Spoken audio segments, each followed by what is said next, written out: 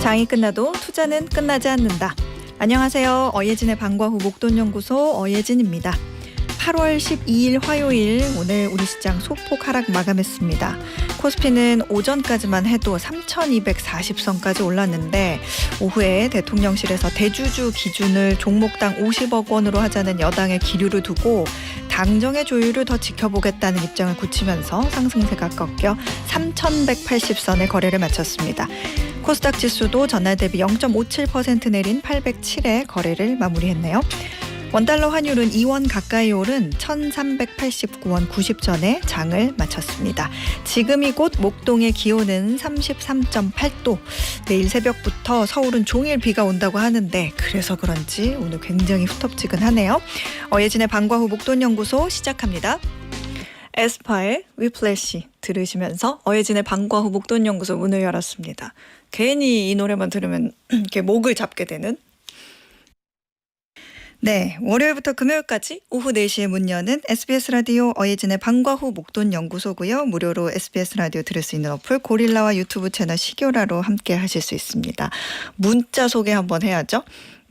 와, 오늘 인사 이렇게 건네시는 분들 많이 보이네요. 김민주님, 김혜란님, 이영래님, 김동일님, 박희정님, 이순자님까지. 그리고 최정희님, 조혜숙님 많이 계시는데 조혜숙님께서는 오늘 보이스피싱 전화를 받으셨대요. 세상에. 심장이 두근두근 한참 동안 힘들었네요. 다행히 바로 끊고 차단했어요. 몇 년 전엔 카톡으로 돈을 요구했는데 간신히 피했어요. 피싱 모두 조심하세요. 이렇게 보내주셨는데 맞아요. 이게 무방비 상태로 받으면 굉장히 당황할 수 있어요. 근데 요즘에는 이렇게 전화가 올 때 보이스피싱 의심 이렇게 멘트가 뜨기도 하더라고요. 그러니까 그런 것도 좀 참고하시면 좋을 것 같고 가족을 빌미로 이렇게 전화를 하면 당황하기 마련인데 다른 전화기가 있으면 빨리 전화를 걸어서 확인을 하면서 담담하게 대처하시는 것도 필요하고 요즘에는 이제 웃을 일일지는 모르겠지만 굉장히 시큰둥하게 받으면 보이스피싱 하는 분도 되게 섭섭해한대요. 그래서 그런 얘기들도 짤도 막 돌더라고요. 어쨌든 여러분의 이야기 계속 기다릴게요. 샵 1035 단문 50원 장문 100원의 유료 문자 보내주시면 추첨해서 커피 쿠폰 보내드리겠습니다. 오늘은 한 가지 경제 현상을 제대로 파보는 분석 천재 나건웅 그때 그 시절 뉴스로 경제 이모저모를 배우는 라떼 뉴스로 채워집니다.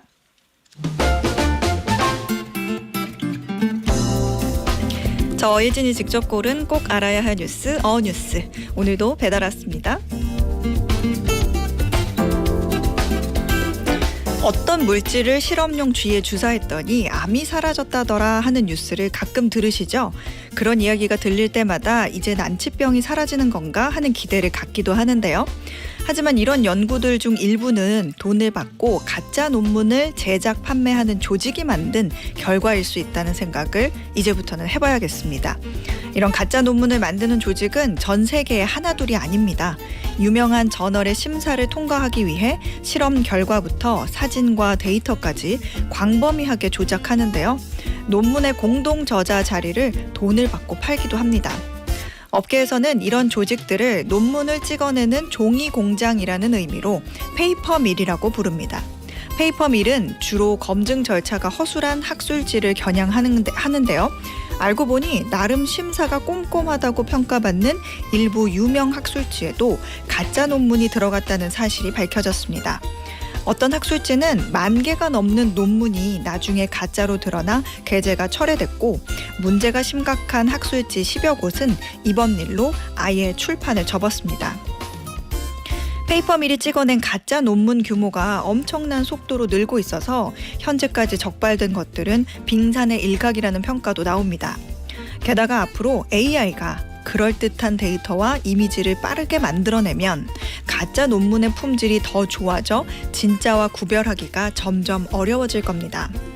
물론 가짜 논문을 가려내는 도구가 있긴 하지만 페이퍼밀의 생산 속도를 따라잡기에는 역부족이라네요. 사실 연구 데이터는 그 연구를 한 학자 말고는 아무도 그게 사실인지 아닌지 모릅니다. 자연과학 연구는 간단한 실험이면 똑같은 실험을 다시 해보면 입증할 수 있지만 사회과학 연구는 수백 수천 명이 동원되는 실험을 연구의 진위를 판단하기 위해 또 해보기는 어렵죠. 연구자의 양심을 믿는 수밖에 없고 우리 인류의 지식은 그렇게 쌓여온 건데요. 이제는 점점 일부 개인의 비양심적인 일탈이 아니라 공장에서 작정하고 찍어낸 가짜일 수 있다는 사실이 우려스럽기만 합니다. 이상 어뉴스였습니다.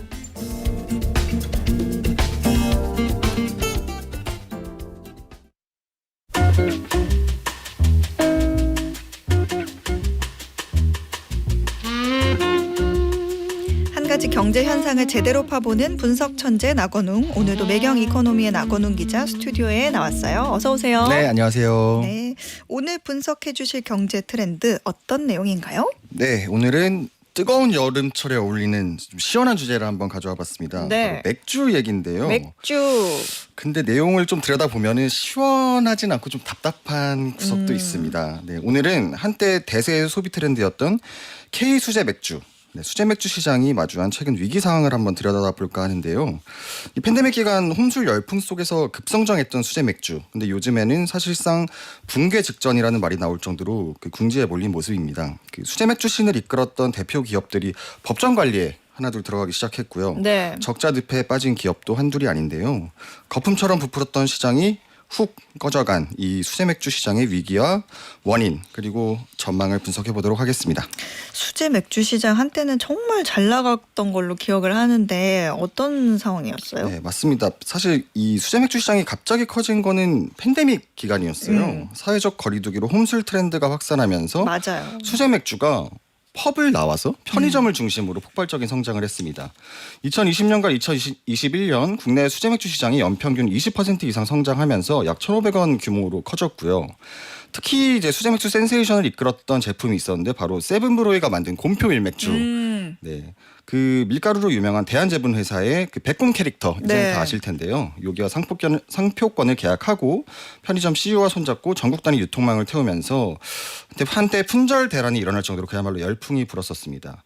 이때만 해도 카스테라 같은 대기업 맥주 판매량을 편의점에서 앞설 정도로 불티나게 팔렸는데요. 이때부터 이제 수제 맥주가 단순한 주류가 아니라 뭐 개성과 프리미엄 이미지를 앞세운 문화로 자리를 잡기 시작했었죠. 네. 이게 저도 그 우리나라 수제 맥주 이제 마셔보고 와 진짜 이렇게 맛있는 맥주를 우리나라도 만들 수 있구나. 맞아. 맥주가 뭐 와인처럼 육류든 뭐든 음식별로 어울리는 각각의 맥주가 이렇게 나오네 이러면서 새롭게 느끼고 알게 된 기회였는데 맞아요. 뭐 그래서 각종 콜라보 제품도 많이 나오고 그야말로 수제 맥주 전성기였는데 네. 어떤 제품들이 있었죠? 네, 이게 곰표 밀맥주라는 그 대표 주자가 대박을 터뜨리고 나니까 네. 그 성공을 지켜본 여타 수제 맥주 업체들이 너도 나도 다른 브랜드랑 콜라보 맥주를 만들어서 편의점 시장을 공략하기 시작했습니다. 네. 사실 이전까지 편의점은 수제 맥주 주요 판매 채널은 아니었어요. 뭐 이태원이나 경리단길 이런 소규모 맥주 펍을 중심으로 좀 매니악한 느낌이 강했었는데요. 곰표 밀맥주 이후로 이색 콜라보가 그야말로 쏟아져 나옵니다. 가만히 가다가 편의점 매대를 들여다보면 네. 이게 맥주가 맞아? 먹어도 되나? 막 이런 생각이 들 정도로 다양한 제품들이 쏟아져 나왔는데요. 네. 뭐 생각나는 대로 얘기를 좀 해보면요. 그 구두약 브랜드랑 협업한 말표 흑맥주 있었고요. BYC 속옷이랑 함께한 백양 맥주 있었고 네. 진라면에서 착안해서 만든 진라거, 뭐 맞아요. 새우깡 깡맥주, 불닭볶음면이랑 함께 만든 뭐 불닭맥주, 주시 후레쉬 민트 맛이 나는 주시 후레쉬 민트 맥주 이런 식품 브랜드랑 손잡은 맥주들이 많이 나왔고요. 네. 그래서 한때는 편의점에서 취급하던 수제 맥주 종류만 200여 종에 다다를 정도로 그 종류가 늘어났고 그러면서 매출도 폭발적으로 늘어났었습니다. 이게 지금은 근데 분위기가 좀 많이 바뀌었나 봐요. 수제 맥주 시장이 좀 예전 같지 않다고 하는데 어때요? 맞습니다. 이게 사실 업계를 이끌었다는 평가를 받던 그런 선두 기업들 상황이 굉장히 심각한데요. 네. 아까 센세이션을 이끌었다고 평가를 받았던 곰표 밀맥주를 만들었던 세븐브로이가 대표적입니다. 얘네가 2023년에 대한제분이랑 곰표 밀맥주 상표권 계약이 종료가 됐어요. 그래서 그 이후로 타격을 받았는데요. 네. 그 이후로 좀처럼 반등하지 못하는 상황입니다. 당시 대한제분이 상표권을 종료한 후에 제주맥주랑 새로 손을 잡고 곰표 밀맥주 시즌 2를 내보였어요. 네. 그러다 보니까 세븐브로이는 곰표 밀맥주를 못 팔게 됐고요. 이름도 대표 밀맥주로 바꿔서 뭐 라벨도 다 바꾸고 그렇게 바꿔서 팔아야 하는 처지에 놓였습니다. 이렇게 매출의 상당한 비중을 차지하던 주력 제품 판매 자체가 불가능해진 데다가 이들은 당연히 재계약을 염두에 두고 있었거든요. 너무 네. 잘 팔렸으니까. 그래서 뭐 알루미늄 캔이나 여기에 들어갈 뭐 부자재나 그다음 미리 만들어 놓은 맥주 이런 것들이 다 재고 부담으로 돌아왔고요. 네. 그래서 실적 부진에 시달리던 세븐브루이가 올해 결국 7월에 기업회생 절차에 들어갔습니다. 매출도 2022년 327억 원에서 지난해 85억 원으로 급감했고 영업 적자만 91억 원을 기록했습니다. 그렇군요. 김민정님께서도 한동안 새로운 맥주 많이 찾아다니면서 마셨던 것 같다 이런 그렇죠. 얘기들 해주셨는데 다른 기업들도 상황이 좀 비슷하겠네요. 맞습니다. 다른 기업들도 비슷한데요. 2016년에 서울 성수동에 그 펍으로 시작했던 어메이징 브루잉 컴퍼니라는 회사가 있었는데요. 네. 최근에 이것도 법정 관리에 돌입했습니다. 특히 어메이징 브루잉은 굉장히 업계에서 관심을 많이 받았던 회사예요. 네. 수제 맥주 기업 최초로 벤처 캐피탈 투자를 받았거든요. 맞아요. 그러니까 스타트업 느낌이 굉장히 강했고요. 누적 투자액이 100억 원이 넘었을 정도로 업계 관심이 쏠렸었는데 아까 말한 진라거를 만든 업체이기도 합니다. 네.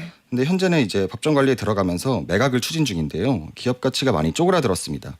2021년에 시리즈 B 투자를 받을 당시에 인정받았던 기업 가치가 320억 원이었는데 현재는 60억 원 수준으로 5분의 1 토막이 났고요.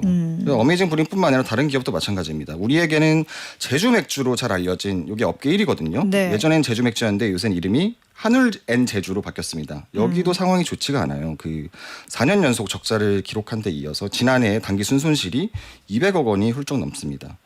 특히 좀 혼란의 시기를 겪고 있는데요. 지난해에만 대주주가 2번 바뀌었습니다. 근데 업계 시선이 회의적인데요. 처음에는 그 지난해 초에는 자동차 부품 유통기업이 좀 뜬금없죠? 기업이 인수를 했어요. 그러더니 지난해 말에는 가만히 있던 반도체 기업이 경영권을 인수했거든요. 반도체 기업이요? 네, 맥주라는 본업과는 전혀 상관이 없는데 그래서 상장사 지위를 노린 이게 제주 맥주 상장사거든요. 네. 상장사 지위를 노린 전략적 인수라는 평가가 나오고 있습니다. 그래서 아니 반도체 기업이 뭐 할 거냐? 그래서 수제 맥주 본업 경쟁력 회복을 얘네가 시킬 수 있을 것이냐라는 의문이 제기되고 있고요.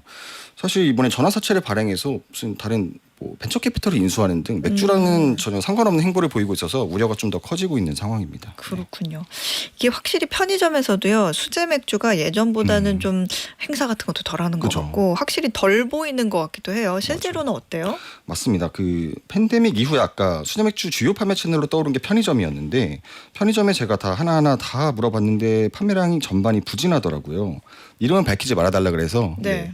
편의점 A사에 따르면 현재 판매 중인 맥주 중에서 전체 맥주 중에서 수제 맥주가 차지하는 비중이 2022년에는 6.7%였는데 지난해 2.4%로 아이고. 3분의 1 토막이 났고요. 네. 다른 편의점 B사에서는 올해 7월 누적 기준 수제 맥주 매출이 전년 대비 30% 가까이 떨어졌다고 해요.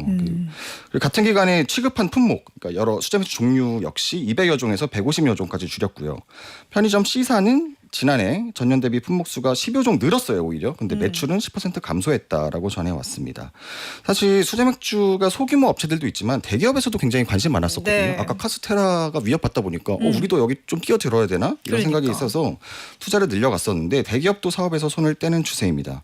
오비맥주가 지난 2021년에 출범한 수제 맥주 협업 전문 브랜드가 있어요. KBC라고 있었는데 지난해 해체했고요. 롯데칠성도 수제 맥주 위탁 생산 사업을 했었는데 2023년 말에 판매 부진을 이유로 사업을 중단했습니다. 이혜정님께서 시원한 맥주 이야기인데 내용은 시원하지가 않네요. 그렇습니다. 지금 맥주가 땡깁니다. 그러셨어요. 답답합니다. 네, 예전에는 이렇게 잘 나가던 수제 맥주가 지금은 왜 이렇게 위기에 빠진 거예요? 네, 이게 팬데믹 기간 동안 무리한 몸집 불리기가 결국 발목을 잡은 것 아니냐 이런 얘기가 나오고 저도 그렇게 생각하는데요. 물 들어올 때 노를 젓다가 노가 그만 부러져 버린 이런 모습입니다. 가장 큰 이유 중 하나가 과도한 설비 투자인데요. 네. 이게 예전에는 그 소규모 펍에서만 맥주를 뽑다 보니까 생산 시설이 그렇게 많이 필요하지 않았었어요. 근데 편의점에 납품하다 보니까 웬걸 엄청 많이 팔리잖아요. 그러니까 수요가 급증하다 보니까 신나가지고 생산 설비를 무리하게 확장을 했죠. 당장 수요를 맞춰야 하니까요. 근데 엔데믹 이후에 소비가 줄면서 유유 설비가 부담으로 돌아왔습니다. 사실 수제 맥주 인기가 떨어진데 한몫한 주종이 또 하이볼. 네. 하이볼 인기가 굉장히 높잖아요. 네. 그래서 하이볼이 수제 맥주를 대체하고 있다 이런 얘기도 나오는데 하이볼 판매가 갑자기 어느 순간 늘어났었죠. 그 네. 이유도 사실 수제 맥주 부진에 있습니다. 이게 수제 맥주가 안 팔리는데 이게 설비가 놀고 있잖아요. 네. 근데 만들어낼 물량이 없다 보니까 수제 맥주 업체들이 하이볼 캔입도 이거 수제 맥주랑 똑같으니까 하이볼을 팔아볼까 하면서 하이볼 캔입을 만들어서 편의점에 납품하기 시작했거든요. 그러다 보니까 하이볼 공급이 늘어났죠. 그래서 아이러니하게도 그 하이볼이 인기를 끌면서 수제 맥주 인기는 상대적으로 더 떨어지게 되는 이런 아이러니한 상황에 처하기도 했었습니다. 네. 수요가 갑자기 이렇게 줄어들게 되니까 설비 투자를 해놓은 것들이 결국에는 이제 부메랑으로 돌아온 셈이 됐네요. 맞습니다. 수제 맥주 판매가 부진하게 된 또 다른 이유가 있어요? 예, 아까 생산 설비도 문제였는데요. 당장 물량을 맞추려다 보니까 갑자기 많이 좀 생산을 늘렸잖아요. 네. 그러다 보니 생긴 부작용 중에 하나가 좀 차별화 없는, 고민 없는 고만고만한 제품들이 아닌가 싶습니다. 이게 정체성이랑 차별성이 흐릿한 콜라보 제품이 남발하다 보니까 소비자가 좀 피로감이 커졌어요. 아니 이게 먹어보니 라벨만 다르지 맛은 좀 그게 그거 같은데 뭐 이런 생각도 많이 들었고. 이용호님도 그렇게 말씀하시네요. 이것저것 종류는 많은데 맛은 그렇죠. 별 차이가 없는 것 같아요. 맞습니다. 초반에는 재밌었죠. 아니 밀가루 맥주가 있네, 뭐 구두양 맥주가 있네. 이런 브랜드가 맥주를 네. 이렇게 생각하죠. 그래서 호기심을 끌었죠. 호기심을 끌면서 주목받았다가 이용호님 말씀하신 대로 이제 차별화가 없다 보니까 맛과 품질이 다르고 그다음에 마케팅에만 치중하다 보니까 소비자 신뢰를 좀 잃었습니다. 그러니까 재미는 있었는데 네. 맥주 자체의 매력을 전달하지 못했다는 평가가 나오고요. 그러다 보니까 재구매율도 떨어졌고요. 소비자 머릿속에는 이 맥주가 이런 맛이었다, 저런 향이었다 이런 것보다는 그냥 머릿속에는 곰표, 말표 이런 브랜드만 뇌리에 남게 됐습니다. 또 하나 제가 문제라고 생각하는 게 이제 4캔 10,000원으로 요약되는 저가 마케팅인데요. 네. 사실 수제 맥주는 그 생산 특성상 비쌀 수밖에 없어요. 근데 이런 4캔 10,000원 마케팅이 편의점에서 진행되다 보니까 싸구려 맥주 이미지가 생겨나 버렸거든요. 그래서 한 수제 맥주 업계 관계자가 이런 얘기를 했는데요. 이 수제 맥주를 편의점에 대량 납품하기 시작하면서 생태계가 망가졌다. 애시당초에 대기업이 양산하는 모카스나 테라 같은 캔맥주 제품과 가격으로 경쟁한다는 게 말이 안 됐는데 이게 팬데믹 기간 동안 많이 팔릴 때는 괜찮았는데 거품이 꺼지고 나서 보니까 비용 부담만 늘어났고 애초에 수제 맥주가 갖고 있던 정체성인 프리미엄 이미지만 훼손됐다. 이렇게 설명하기도 했습니다. 다 그런 거는 아닐 텐데 사실은 뭐 그런 것도 있고 결정적으로는 이제 판로의 제약이 이제 컸던 것 같아요. 그러니까 수제 맥주 업계 얘기를 뭐 들을 기회가 있었는데 예. 뭐 아무리 핫하고 인기가 좋다고 해도 뭐 대형 마트나 편의점에 입점하려면 수수료나 광고비 부담이 이제 소규모 브루어리들한테는 좀 판매 대비해서 이윤이 얼마나 남을지도 모르겠고 많이 부담이 되죠. 그다음에 뭐 레스토랑이나 펍 중심으로 판매할 때도 거기랑 계약을 맺은 곳만 들어가야 되니까 네. 우리가 소주 맥주 그냥 마시는 대기업 거랑 다르게 보기가 힘들죠. 맞아요. 그리고 무엇보다 이 주세법이라는 법적 제약이 있어가지고 맞습니다. 이 전통주 같은 경우에는 온라인 판매가 가능한데 네. 이제 농가 소득이나 지역 경제 살린다고 예전에 정부가 이제 전통주만 예외로 뒀는데 다른 술은 온라인 판매가 안 되잖아요. 맞습니다. 그래서 이제 수제 맥주가 판로 개척을 위해서 이제 뭐 양조장에서 직접 소비자한테 못 보내는 거죠. 맞아요. 그러니까 그런 부분 때문에 대표님들의 이제 하소연이 많았는데 그렇죠. 물론 사실 온라인에서 주류를 다양하게 구매할 때 생기는 그런 부작용도 간단히 생각한 문제는 아니기는 해서 네. 어쨌든 그런 문제들이 좀 있다. 근데 이대로 사라지기는 그간 또 연구도 많이 하고 괜찮은 맥주를 내놓는 양조장들도 있어서 맞아요. 너무 아쉬운데 이 수제 맥주 시장이 좀 다시 살아날 수 있을까요? 네, 또 얘기를 들어보면요. 지금 또 지역에서 소규모 양조장을 운영하고 있는 분들은 오히려 이번 위기가 잘 됐다. 이런 반응을 보이기도 합니다. 다시 기본으로 돌아갈 수 있는 계기가 마련됐다는 평가를 하기도 하는데요. 네.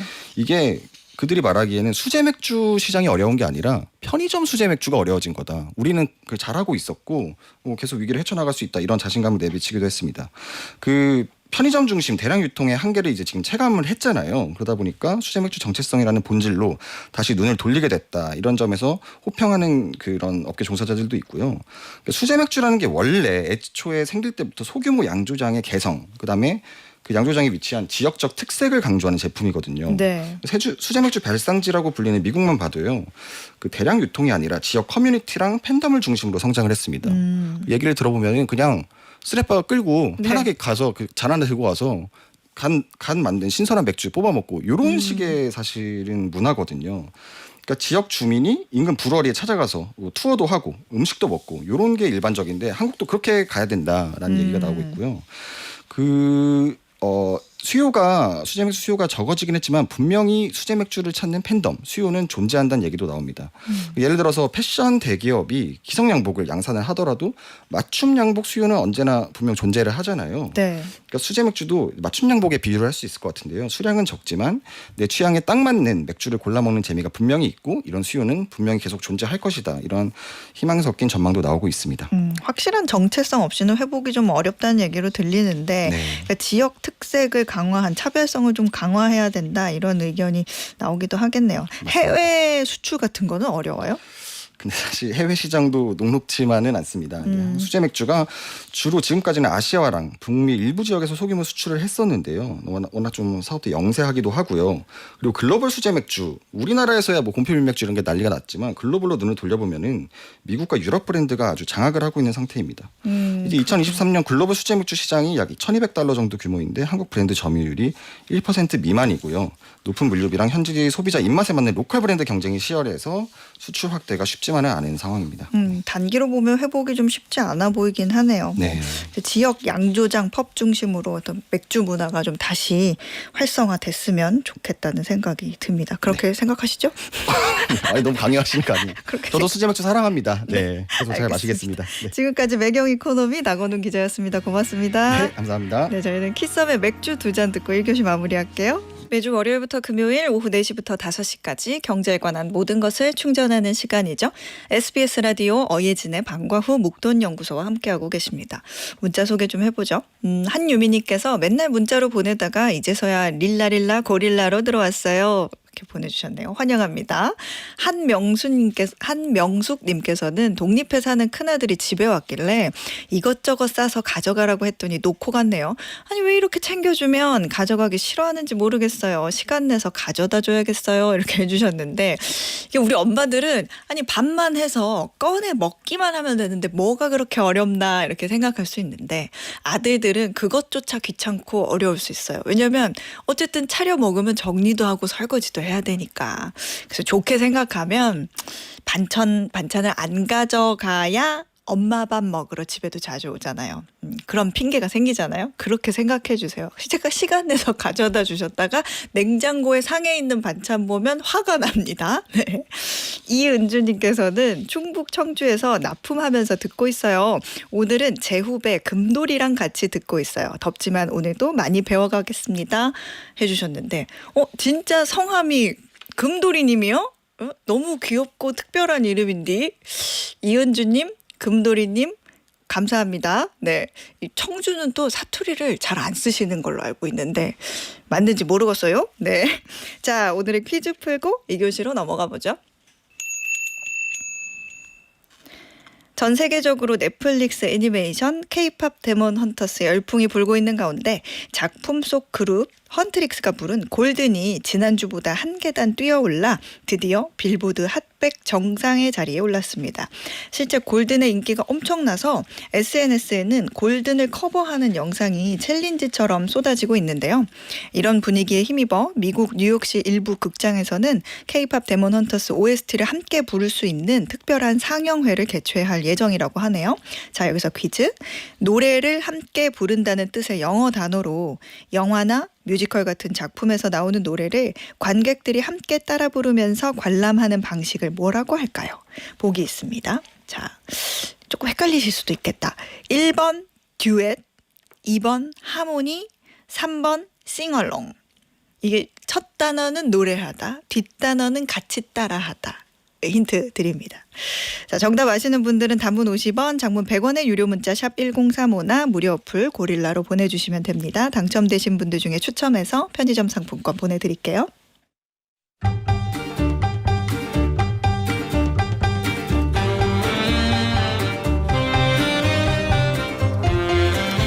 타임머신을 타고 그때 그 시절 뉴스를 다시 읽어보고 경제의 이모저모를 배우는 라떼 뉴스.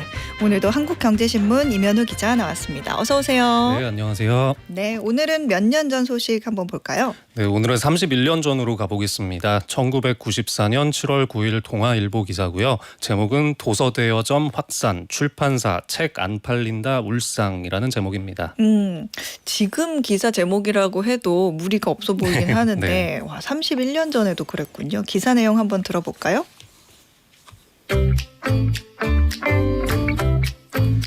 주택가를 중심으로 우후죽순처럼 늘어나기 시작한 유료 도서 대여점이 팽창을 계속함에 따라 서점과 출판사, 잡지사들이 대책 마련에 부심하고 있습니다.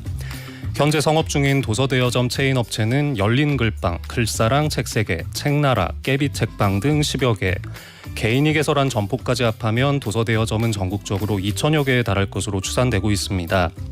출판계는 중소서점과 출판사의 매상이 20%가량 줄었고 잡지사는 최고 40%까지 떨어졌다면서 유통구조를 흔들고 작가들의 창작력마저 잃게 하고 있다고 주장합니다. 반면 도서대여 업계는 서점을 찾기 어려운 주민들에게 독서 기회를 폭넓게 제공한다는 긍정론을 내세우고 있습니다. 그러고 보니까 90년대 도서 대여점 참 많았던 것 같아요. 네, 저도 어릴 때 여기서 책 고르고 빌려봤던 기억이 있는데요. 네. 이 도서 대여점은 1990년대에 아주 짧고 굵게 전성기를 누리다가 금방 사라진 업종입니다. 사실 도서 대여점이 등장하기 전에는 트럭에 책을 싣고 아파트 대단지를 돌면서 책을 빌려주는 이동 도서차 같은 것도 있었다고 합니다. 하지만 시간을 맞추기가 좀 번거롭고 단지 출입에 제한도 생기면서 이 상가에 정식으로 점포들이 생겨나게 됩니다. 도서 대여점은 1993년쯤부터 주택 밀집 지역을 중심으로 숫자가 꿈틀꿈틀 늘었고요. 이듬해인 1994년부터 증가 속도가 가팔라졌습니다. 한 1998년에는 12,000개 정도로 추산됐습니다. 이게 제 기억에도 주로 뭐 학교 근처나 네. 아니면 이제 버스 정류장 앞에처럼 유동 인구가 많은 곳에 작게 있었던 기억이 있어요. 뭐 5년 남짓 기간에 뭐 10,000개가 넘게 늘었으면 굉장히 빠른 속도네요. 네, 단기간에 과도하게 늘다 보니까 금세 포화 상태에 빠져들었고 한 2000년대 초부터는 빠르게 좀 사라지는 길을 걷게 됐습니다. 도서 대여점이 급증한 이유는 뭐예요? 이게 앞서 들으신 프랜차이즈 브랜드 같은 것들을 통해서 소자본 창업이 가능했습니다. 한 33제곱미터, 한 10평 정도 되는 점포에 이 책 구입비와 진열장, 인테리어 비용 등등을 포함하면 임대료를 빼고 당시 돈으로 한 1,000만 원, 1,500만 원 정도가 개설 비용으로 들었습니다. 이러면 본부에서 책을 2,000권 정도까지 깔아주고 판촉까지 지원해주는 방식이었는데요. 큰 자본이나 전문 지식이 필요하지 않고 또 일도 험하지도 않고요. 책을 다룬다 이런 좋은 이미지가 있어서 좀 여성분들이 하기에도 부담이 덜했던 것 같습니다. 당시 대여 요금이 얼마였죠? 점포마다 차이는 있겠지만 기본적으로 회원제가 원칙이었고요. 가입비 3,000원 정도씩 받았습니다. 만화는 300원, 소설은 700원, 월간지는 1,000원 정도였고 한 대여 기간은 이틀에서 닷새 사이가 일반적이었습니다. 도서 대여점이 이제 등장을 하면서 어떤 출판 업계, 서점 이렇게 위기 의식까지 느낀 이유도 생겼을 것 같은데 뭔가 책 판매가 줄어든다는 거 정도? 네, 맞습니다. 이 도서 대여점이 난립하면 소매 서점이 도산하게 되고 이렇게 되면 도매상과 출판사, 인쇄소, 재본소, 제지회사까지 좀 생태계에 연쇄적인 타격을 줄 수 있다는 주장이었습니다. 아무래도 도서 대여점은 소장 가치 있는 책보다는 대중성이 강한 책을 많이 이제 가져다 놓을 수밖에 없기 때문에 네. 순수 창작 분야가 위축되고 또 작가들의 창작욕도 꺾을 것이라는 근거도 들었습니다. 이 당시에 민음사나 창비를 비롯한 40여 개 유명 출판사들이 모여서 도서 대여점에는 책을 공급하지 않겠다고 선언하기도 했습니다. 그런 반응의 도서 대여점들의 입장은 어땠어요? 이 대여점의 책들은 대부분 대중성이 강하기 때문에 네. 이 상업성이 강한 몇몇 출판사에는 영향을 줄 수 있겠지만 출판 전체를 흔들지는 않는다고 주장을 했습니다. 이 지금보다 이제 공공도서관의 인프라가 부족한 시기였기 때문에 독서 활성화를 유도하는 측면이 더 크다는 점을 강조를 했고요. 지갑이 얇아서 책 구매에 소극적인 청소년과 젊은 층이 책을 더 접하지 않겠느냐라는 거였습니다.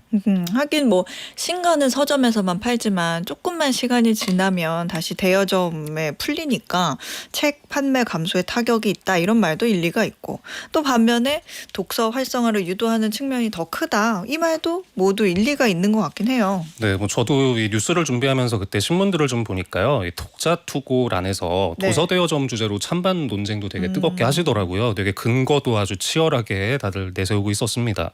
근데 뭐 어느 쪽이 맞냐를 따져보기도 전에 이 네. 업종 자체가 너무 빠르게 사라지고 말았습니다.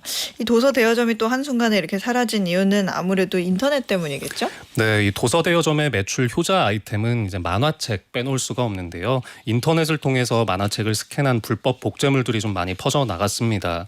다른 장르의 출판물도 전자책을 통해서 이제 무료로 많이 풀리면서 손님이 좀 줄게 됐습니다.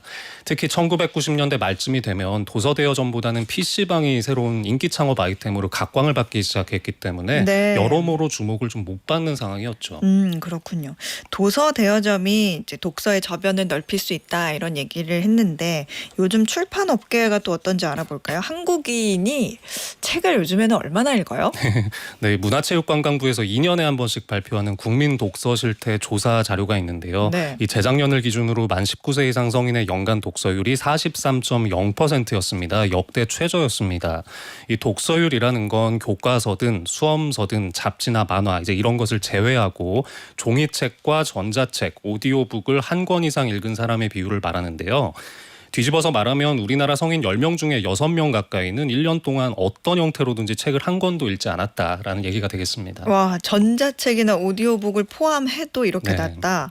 굉장히 낮네요. 네, 문제는 독서율이 계속 떨어지고 있고 더 떨어질 가능성이 높다는 점입니다. 이 조사를 처음 실시한 1994년에는 독서율이 86.8%에 달했는데 매번 하락하면서 20년 사이에 반토막이 났습니다.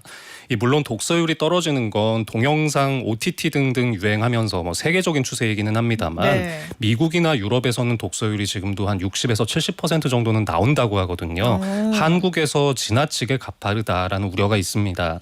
이 정부에서는 3년 뒤인 2028년에는 독서율을 50%로 끌어올리겠다 이런 목표 세우기도 했습니다. 뭐 출판업계가 어렵다는 얘기는 어제 오늘 일은 아니긴 한데 50% 달성을 목표로 잡아야 된다고 하니까 네. 유럽, 미국은 60-70%인데 이게 좀 안타까운 현실이 아닐 수 없네요. 네, 뭐 서점 수도 뭐 많이 줄었습니다. 이 서점 조합회 자료를 보면 우리나라 서점이 재작년 기준으로 전국에 2,484곳으로 집계됐는데요. 10년 전에 비해서는 1,000곳 가까이 감소했습니다. 서점이 단 한 곳도 없는 지자체가 봉화, 의령, 무주, 옹진, 순창 등등 10곳이나 됐고 서점이 딱 한 곳밖에 없는 서점 멸종 예정 지역도 25곳으로 집계가 됐습니다. 아니 근데 진짜 요즘은 책도 인터넷으로 주문하면 다음날 오잖아요. 네, 그리고 책을 사러 가는 것도 대개는 이제 대형 서점으로 가죠. 그러니까 동네 서점 같은 경우에는 지나가다가 동네 서점이 있다면 우와 서점이 있어 하고 놀랄 정도예요. 그렇죠. 근데 게다가 인구 소멸 지역도 많아져서 걱정인데 서점 멸종 예정 지역도 생각보다 많네요. 네, 지금 전국 서점의 절반이 수도권에 집중이 돼 있습니다. 비수도권에서는 서점 찾기가 더더욱 어려워지고 있습니다. 서점이 이렇게 안 되면 출판사 같은 것도 어떻게 상황이 돌아가나 걱정인데 출판사는 몇 개나 돼요? 그런데 좀 이상하게도 책 읽는 사람의 비중은 줄고 있는데 네. 출판사 숫자는 매년 최고를 경신하는 이상한 현상이 나타나고 있습니다. 그래요? 이 출판문화산업진흥원 자료를 보면 재작년 말을 기준으로 우리나라의 출판사가 79,563개, 거의 8만 개에 육박하는 수준인데요. 4년 사이에 16,000곳 이상이 오히려 늘었습니다. 그러니까 코로나 이후에 매년 4,000개씩 출판사가 생겼다 이런 얘기가 되겠습니다. 왜 이렇게 많아지는 거예요? 이게 부업 삼아서 1인 출판에 도전하는 일반인들이 많아졌기 때문이라고 합니다. 이 출판 업계에서는 혼자 출판사를 차리는 일반인과 작가가 늘어났다라고 설명을 하는데 네. 예전에는 기성 출판사에 이제 계시던 편집인들이 독립해서 출판사를 세우고 이런 사례가 많았지만 최근에는 본인만의 콘텐츠를 갖춘 직장인들이 출판에 도전하고 교재를 만들고 이런 쪽으로 직접 뛰어든다는 겁니다. 그렇군요. 이거 저도 약간 욕심이 났는데 출판사 차리는 게 쉬워요? 비교적 쉽게 차릴 수 있다고 하네요. 이게 기초지방자치단체 문학과에 가셔서 네. 출판사 설립 신고하시고요. 등록 면허세 한 27,000원인데 요거 납부하시면 등록은 가능합니다. 근데 이게 1인 출판사가 뭔가 이익을 냈다. 그래서 업계에 뭔가 제대로 정착을 했다. 이런 얘기는 잘 못 들어본 것 같아서. 그렇죠. 이 1인 출판에 뛰어드시는 분들은 네. 이제 다 생각한 그림은 다들 있으시죠. 이제 네. 출판사 다니는 시간이나 뭐 추가 지출도 좀 줄이고 온전히 내 몫으로 수익 수익을 좀 많이 낼 거를 기대를 하실 텐데 사실 뭐 디자인이며 인쇄소 잡는 거며 홍보까지 뭐 일부는 외주를 준다고 해도 네. 결국은 다 내가 책임져야 되거든요. 이게 생각보다 쉽지 않다고 합니다. 일이 많죠. 네, 그리고 이 통계 숫자에 허수가 많이 끼어 있기도 합니다. 책을 한 권도 내지 않은 무실적 출판사가 88% 절대 다수를 차지하고 있습니다. 저도 사실 안 알아본 건 아닌데. 네. 네. 근데 이게 인쇄소 섭외도 그렇지만 홍보도 그렇고 대형 서점 자체에 이제 책을 밀어넣는 것 자체가 네. 굉장히 어려운 일이라고 듣긴 그렇겠죠. 했어요. 어쨌든 출판사 수는 늘지만 실상은 출판 시장은 어렵다 이런 얘기겠죠? 네, 맞습니다. 우리나라 출판사들의 매출을 전부 다 더해 보면 이제 5조 원이 조금 안 되는 정도인데요. 이 10년 전에 비해서 10%가 감소했습니다. 또 영업이익의 합산치는 70%가 급감을 했는데 업력이 오래된 책 전문 도매 업체들이 문을 닫거나 법정 관리 신청했다. 이런 뉴스도 근래에 좀 많이 볼 수 있었죠. 그렇군요. 이 한강 작가의 노벨문학상 수상은 또 한국 문학의 새로운 장을 열었는데 이런 성과를 좀 지속하기 위해서는 출판 산업의 어떤 건강한 성장이 우선돼야 할 것 같은데. 네, 그래서 출판 시장 불황을 해결하는 출발점은 결국 이제 독서율 하락을 좀 다시 회복을 해야 된다. 여기에서 찾아야 된다는 의견이 좀 많습니다. 네. 그런데 이런 와중에 책값은 또 인상이 잇따르고 있습니다. 수요를 더 위축시키는 요인이 될 텐데요. 올해 들어서 가격 인상을 확정하고 신고한 서적의 수가 7천 종을 넘어섰는데 네. 이것은 역대 최다입니다. 2, 3년 사이에 종이값이 워낙 비싸진 게 있어서 출판사들도 어쩔 수 없다는 이야기는 하고 있고요. 그래서 요즘에 왜 그 출판사들이 이런 불황을 타개하기 위해서 나름대로 이제 고육직책을 좀 짜내고 있다 이런 얘기 많이 들더라고요. 네, 뭐 그 중에 사례 중에 하나가 리커버 책이 있습니다. 리커버? 네, 이게 뭐 말 그대로 그냥 본문은 거의 손을 대지 않고 네. 표지 디자인을 바꿔서 출간한 책을 말하는데요. 올해 들어서 도서명이나 부제에 리커버라는 단어가 들어간 책이 한 20종 가까이나 되는데 따로 표기를 하지 않은 경우도 적지 않기 때문에 실제로는 그 이상일 겁니다. 리커버 도서는 주로 몇만 부 판매 돌파 아니면 작가 탄생 몇 주년 뭐 이런 식으로 계기를 만들어서 나오는 경우가 많습니다. 이게 아무래도 좀 표지가 새로우면 이제 신간처럼 독자의 눈길을 좀 끌기가 쉬우니까. 네.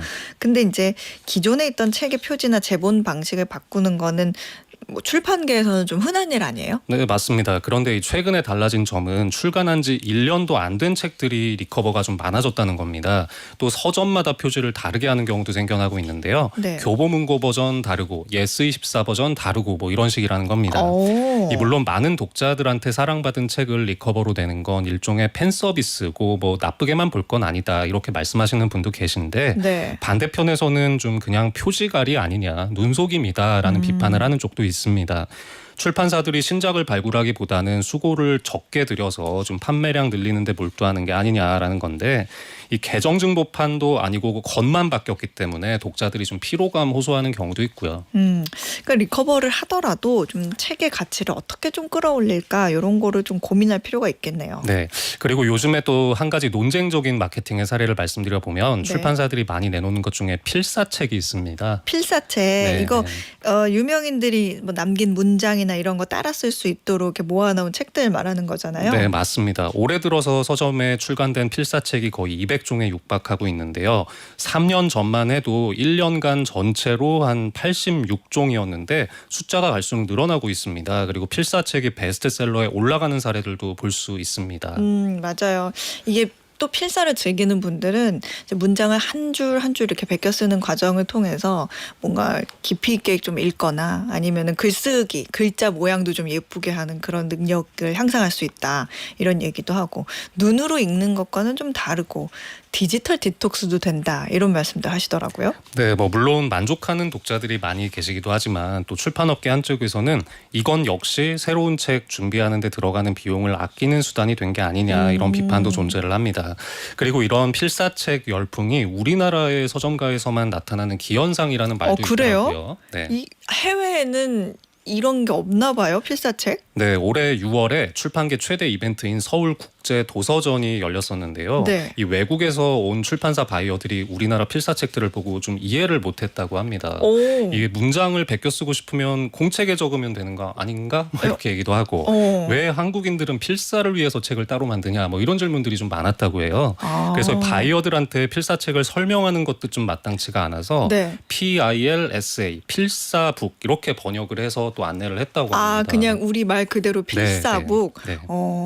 야, 이것도 어떻게 보면은 뭐랄까 출판계 불황의 이면이랄까 이런 식으로 이해가 가능할 것 같아요. 네, 뭐 요즘에는 보면 아이돌 가수가 어떤 책을 추천을 해서 이게 좀 뜨면 여기에 이제 노트 칸을 추가한 필사집이 나오고 뭐 이런 것들을 좀 볼 수가 있는데 네. 좀 리커버와 비슷하게 좀 자기 복제 아니냐 이런 의견도 있는 게 사실입니다.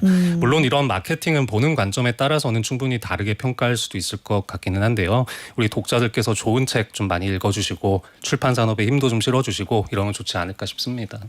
네, 그러게요. 박성남님께서는 휴대폰이 많이 없을 때는 1년에 30권 정도 읽었는데 우와, 휴대폰을 끌어안고 산 뒤부터는 책을 안 읽게 되더라고요. 해주셨는데 그래도 박성남님께서 보내주시는 문자 보면 아, 센스도 있으시고 아, 이분 책 많이 읽으시는가 보다 이런 생각 들기는 해요. 확실히 다르긴 하더라고요. 저도 이번에는 가을 되면서 책 많이 좀 읽어봐야겠다 이런 생각이 드네요. 네, 지금까지 한국경제신문 이면우 기자였습니다. 고맙습니다. 네, 감사합니다. 네, 오늘 퀴즈에서는요, 영화나 뮤지컬 같은 작품에서 나오는 노래를 관객들이 함께 따라 부르는 형태의 관람 방식이 뭔지 여쭤봤었습니다. 오늘 우리 청취자분들 조금 헷갈리셨던 것 같아요. 오답이 좀 보였어요. 정답은요, 3번. 싱얼롱이었습니다. 정답 보내주신 분들 가운데 오늘 편의점 상품권 받으실 분은요. 정재규님, 우리나라 말로는 떼창이죠 해주셨는데 맞아요. 떼창. 정답. 그리고 이은정님, 오늘 퀴즈는 난이도가 좀 높네요. 하지만 덕분에 상식이 쑥쑥 올라가요. 이은정님 그래도 맞추셨잖아요. 잘하셨습니다. 감사합니다. 자, 이 두 분께 편의점 상품권 보내드릴게요. 문자 하나 소개해드려야겠어요. 이준범님께서 사소한 일로 엄마랑 다투고 연락을 안 드렸는데 엄마도 연락이 없네요. 오늘은 퇴근길 엄마 좋아하는 거 사들고 들러서 퇴근해야겠어요. 사실 엄마도 계속 마음속으로 신경 많이 쓰고 계실 거예요. 그런데 오늘은 아들이 조금 더 멋지네요. 이준범님 혹시 어머니 듣고 계시면 똑같이 미안하다 괜찮니 하면서 한번 안아주세요. 네, 오늘 아들 최고. 자, 어예진의 방과 후 복돈 연구소 오늘 순서는요. 싱얼롱 떼창하기 좋은 노래입니다. 퀸의 보헤미안 랩소디 띄워드리면서 저는 물러가겠습니다. 내일도 세상 돌아가는 소식 투자의 기본기 알고 싶다면 오후 4시 어예진의 방과 후 복돈 연구소로 놀러오세요.